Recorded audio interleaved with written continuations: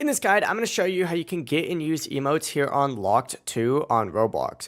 Before we do get into this guide, make sure to like the video and subscribe to the channel with all notifications on. It really does help the channel and lets us know that you want more content like this. We'd greatly appreciate it. And if at any point throughout this guide you had any questions, just ask them down in the comment section below and we could help you out further. I'm going to be doing my best to reply to every single comment down there. Now, emotes are not in the normal menu here in this game. You actually have to go to the little store or conference room section in this main little lobby area.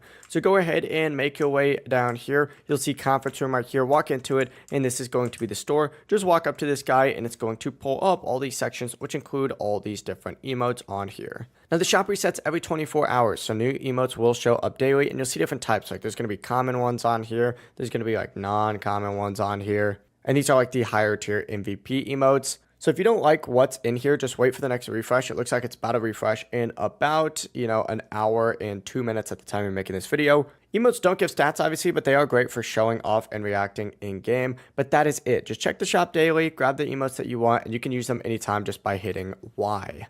If you guys had any questions, once again, ask them down below and we can help you out further. I'm going to be doing my best to reply to every single comment down there. Before you do leave this guide, make sure to like the video and subscribe to the channel with all notifications on. It really does help us out. Let us know that you want more content. Have a great rest of your day, though. Peace.